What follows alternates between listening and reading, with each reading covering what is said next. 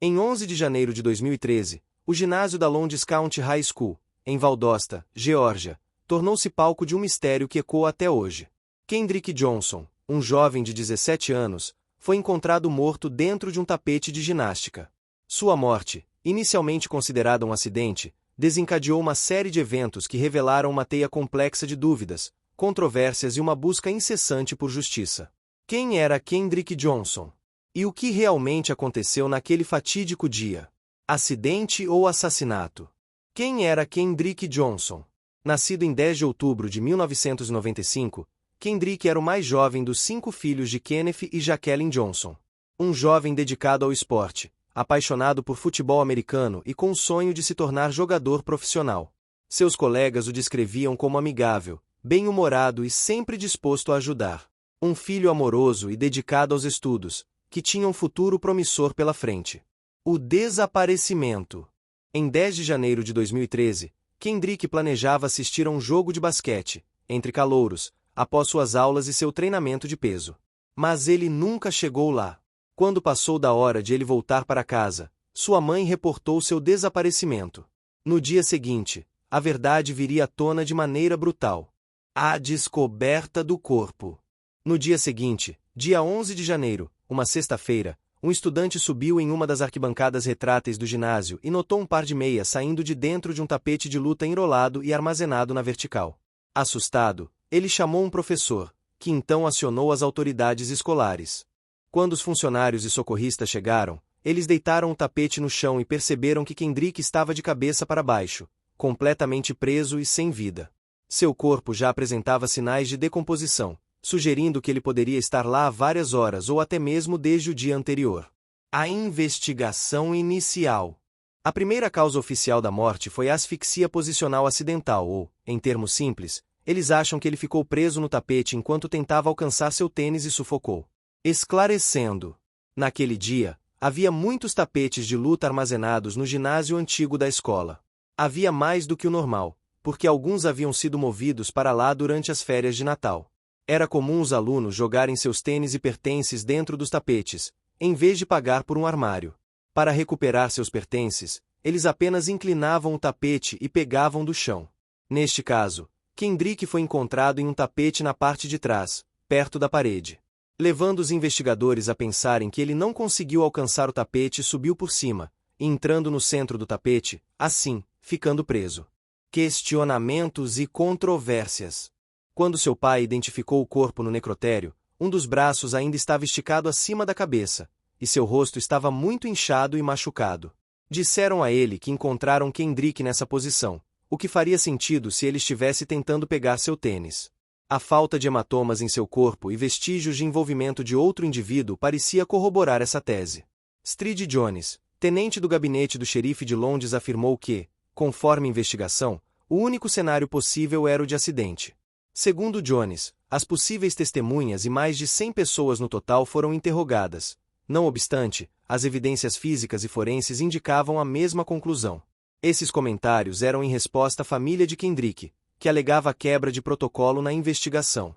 No entanto, essa explicação foi fortemente contestada por sua família e ativistas, que acreditam que ele pode ter sido vítima de violência. A família Johnson não se conformou com o resultado da investigação. À época do fechamento do caso, em que foi mantida a versão oferecida pela perícia, eles lançaram protestos, nos quais exigiam que fossem tomadas novas medidas para que encontrassem o assassino de Kendrick. Para piorar a situação, o legista do condado disse que não foi contatado por quase 6 horas após a descoberta do corpo. E a lei da Geórgia determina que o legista deve ser chamado imediatamente. Ele também notou que o corpo foi movido e que não houve cooperação por parte da polícia no local. O que exatamente isso significa não está claro, mas foi o que ele escreveu em seu relatório. Para rebater o laudo da perícia, foi citada uma foto em que o rosto do jovem estava irreconhecível devido ao inchaço, o que constataria uma agressão violenta. Os investigadores justificaram isso dizendo que o sangue correu para a cabeça e para a parte superior do corpo, pois Kendrick estava de cabeça para baixo. Seus pais perguntaram por que o relatório da autópsia não mencionou hematomas no queixo do filho que os paramédicos que responderam colocaram em seu relatório inicial.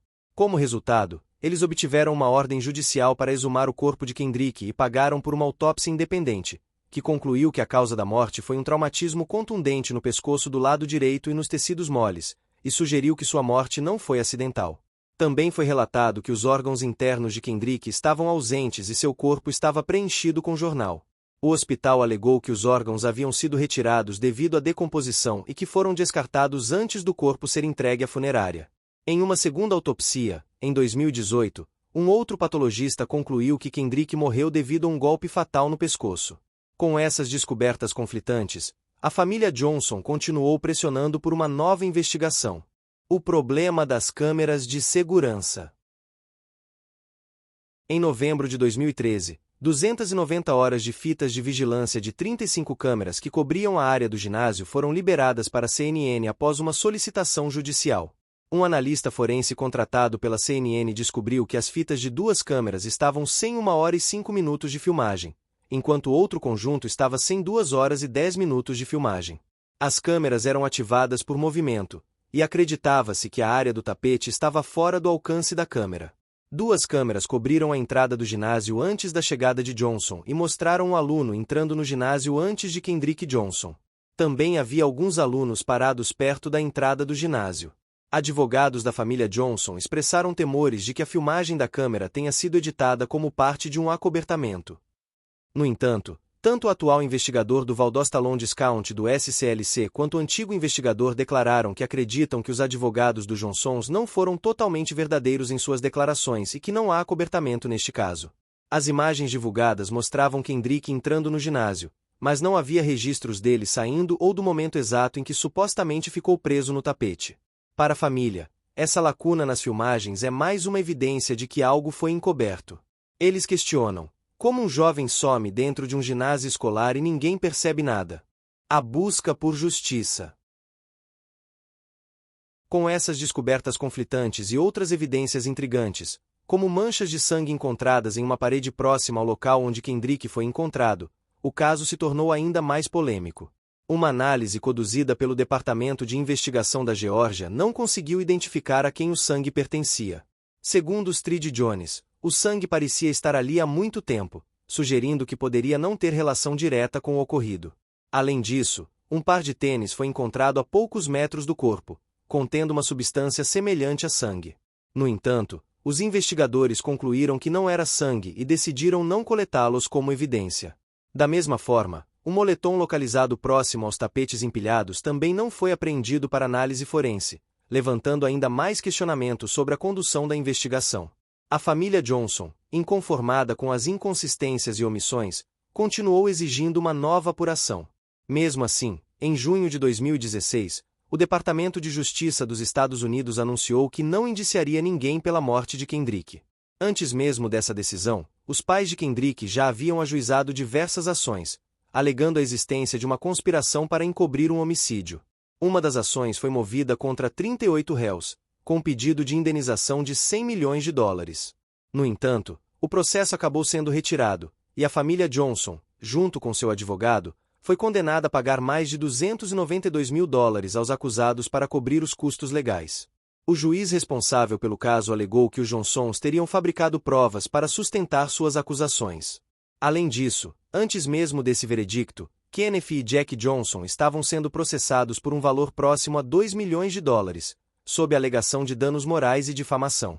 Apesar das derrotas na justiça, o caso foi reaberto em 10 de março de 2021, por iniciativa do xerife Ashley Paul, que assumiu o cargo após sua aposentadoria e solicitou acesso a todas as informações coletadas durante a investigação federal.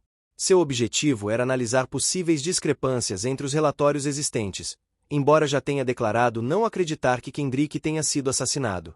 2 irmãos, filhos de um agente do FBI e apontados pela família Johnson como suspeitos, foram formalmente excluídos da investigação. O Departamento de Justiça determinou, em 2016, que não havia provas suficientes para demonstrar, além de qualquer dúvida razoável, que Kendrick havia sido vítima de um crime. Ainda assim, o xerife Paul justificou sua decisão de reabrir o caso. Se houver perguntas, e elas forem legítimas, eu mesmo preciso saber as respostas. Em 2021, um novo elemento surgiu. A mãe de Kendrick entregou ao gabinete do xerife uma gravação que supostamente continha uma confissão de homicídio. Ela teria adquirido o áudio por $1.000 de uma pessoa que alegava ser parente do suposto assassino e ter feito a gravação secretamente. De acordo com um membro da família, no áudio, o indivíduo admite: "Eu nunca deveria ter feito isso. Eu era jovem e estúpido. Kendrick não merecia isso." O relato termina com uma frase enigmática: "Eles vão me pegar de qualquer jeito." As autoridades passaram a investigar a autenticidade da gravação e a forma como foi obtida. O caso foi reexaminado diversas vezes ao longo dos anos, com o FBI e o Departamento de Justiça revisando as evidências. Entretanto, em 2022, o xerife Paul voltou a encerrar a investigação, alegando que não havia provas concretas para afirmar que Kendrick foi assassinado. Convicto de sua conclusão, ele chegou a oferecer uma recompensa de $500 mil para quem pudesse apresentar evidências que provassem o contrário. A família de Kendrick, no entanto, não aceitou essa decisão e continua buscando justiça. Para eles, muitas perguntas seguem sem resposta. O que realmente aconteceu com as filmagens de segurança? Por que a perícia inicial foi conduzida de forma tão precária? Como os órgãos de Kendrick desapareceram? Se ele ficou preso na posição em que foi encontrado, por que ninguém ouviu seus pedidos de socorro?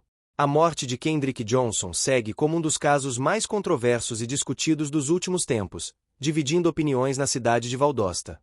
Enquanto alguns acreditam na hipótese de um trágico acidente, outros veem um grande esquema de encobrimento. Para a família Johnson, a luta por justiça está longe de acabar.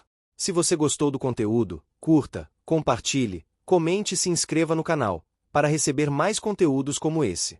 Obrigado por assistir até aqui.